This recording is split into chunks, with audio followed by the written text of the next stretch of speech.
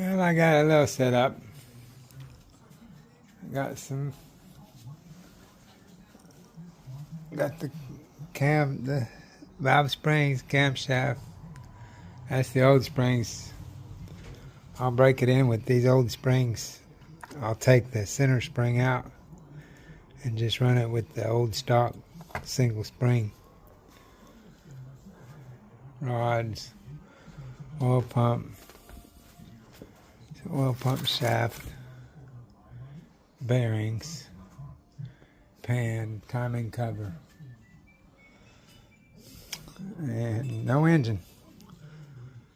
Haven't heard a word about the engine, so I don't know what pistons to get. They'll let me know. I'm ready for it to get here.